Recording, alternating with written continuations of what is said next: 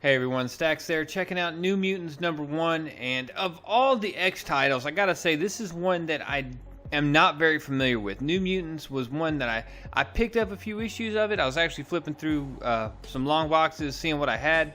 And of the few I have, it's probably more because they're keys than I actually read the issues. So in all fairness, I'm laying down the perspective I'm coming through in this review. I'm sure there are some New Mutant loyalists out there that think this is the best thing since sliced bread, and that's fine. I'm just letting you know, hey, I'm not really familiar with all of these characters. The one that always stands out to me is what's his name, Warlock, the mutant phalanx guy. He's the one I always remember because that art popped and just stood out so much on the shelves. Anyways, I talk too much. Let's get into the book. The book starts with the resurrection of Wolfsbane. She was killed back in Uncanny X-Men. It was done off panel. I dropped the book after Dawn of X, honestly, was actually announced. But her death hit the team really hard in that title. Anyways, Karma shows up and they sit there and they talk about, hey, it's basically like I died and went to heaven. She said, well, not to put, hit the nail on the head here, but you kind of did.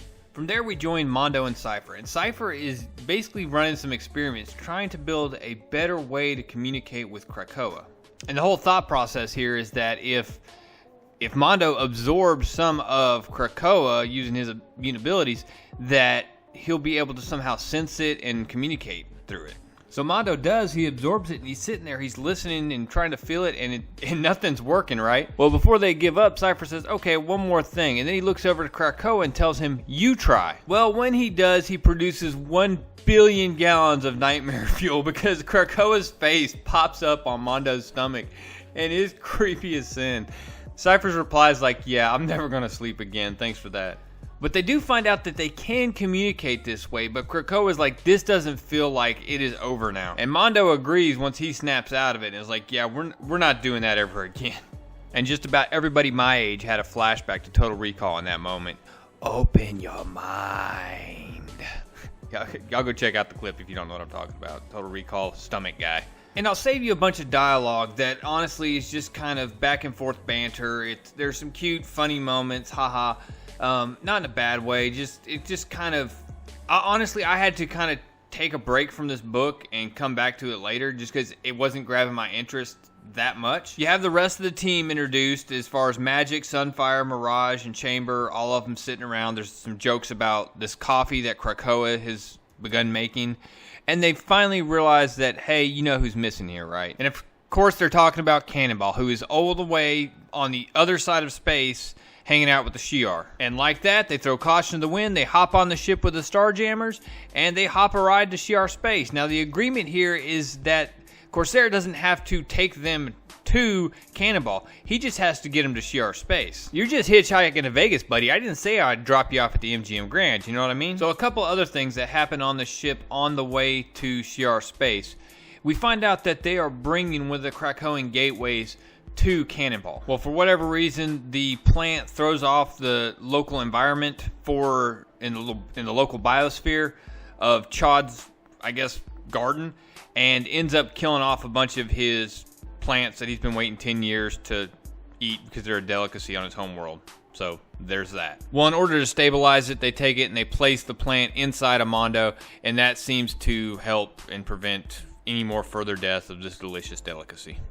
The other thing we have is a sparring match between Magik and Raza, and it's a pretty decent fight. They're going back and forth until Raza decides to punch Magik straight in the nose. Now, in his defense, she had just kicked him in the mouth a second prior, so he punches her in the nose, which she goes overboard and chops off his left arm, which is his mechanical arm. But still, you don't go chopping off people's arms in a sparring match. We also find out that Corsair and Sunfire had bet a bottle of Kentucky bourbon on this fight, so that thing's like gold in space. Apparently they make that reference earlier. So what happens next is actually pretty funny. It doesn't start out that way, but it flips into something that to me is actually pretty hilarious. They arrive at this space station called Benevolence, which is it holds these items, these exotic items that are too dangerous to keep within Shiar actual spaces. So this is on the outer rim of the Shiar galaxy. There's actually a white page about this ship, the space station they're landing at, and it has a lot to do with brood activity, which is pretty cool, talking about different swarms, unpredicted swarms,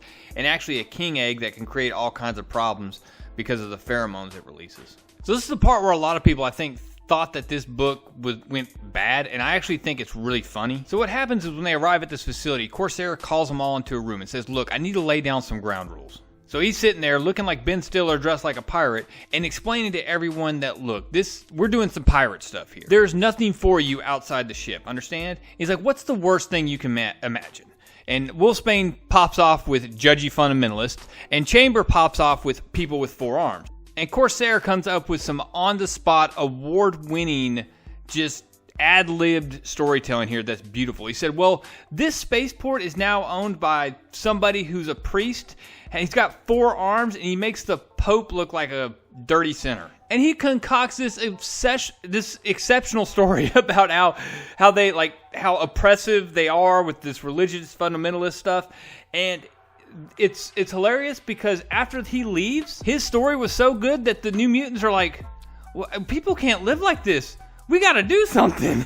So basically, instead of him just telling them the truth and saying, look, you get off this ship, I'm going to leave you, he ends up creating this monster, and that suddenly they're going to want to try to save the day. And they do. They leave the ship and they go try to save these people. But when they jump out there, they realize real quick there's no 4-armed people running around that need to be saved. By the time the groups meet again, Magik has happened to teleport them into the room where whatever item it is that Corsair is after, where that item is at, they have it. Corsair and the Starjammers bust into the room and they're like, what are you guys doing? But before they can get it all sorted out, some Shiar soldiers show up and start shooting up the place. And rightly so. I mean, they're guards on guard duty, guarding things, and a bunch of mutants and the Starjammers showed up and started trying to steal stuff. Now, during this fight, the New Mutants get cut off from the Starjammers, and the Starjammers make a break for it. Now, remember, they're pirates. They don't owe the New Mutants anything. They promised them a ride to space, and that's exactly what they gave them.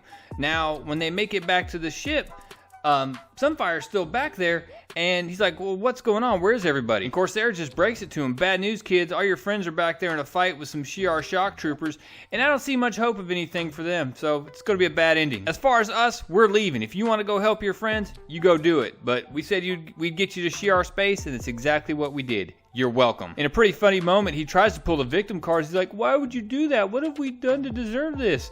And everybody on the crew is sounding off. He's like, you killed my plants. You cut off my arm. I don't like children. You stole my whiskey. Like, well, I mean, the whiskey, I kind of won fair and square. And he's like, yeah, and you lost your ride fair and square. Get out. After that, we get Sunfire breaking the fourth wall saying, is this where I saved the day? It feels like it, doesn't it? And then you get the next shot where he is surrendering. The whole team is surrounded. And the only comforting fact he can provide is like, look, I got a really good space lawyer. So going into my review of the book, art-wise, I do like that it's kind of an homage to the old art style of New Mutants. I do like that. I like that it has a different flavor from all the other X books. That's one thing I do like about all these different titles, is that each one has a particular visual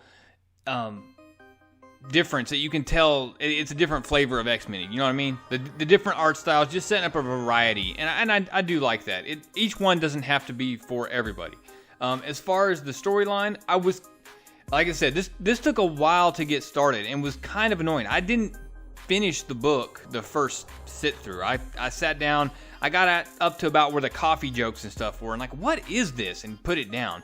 Once it got later on, and they were dealing with the Starjammers, and they were in space, and that whole action scene took place, I thought it was a lot better. The writers here were Ed Brisson and Jonathan Hickman. I think Jonathan Hickman is directly involved in this title initially because I think this is going to set up some big things for the X-Men universe as they tie into the bigger Marvel cosmic universe.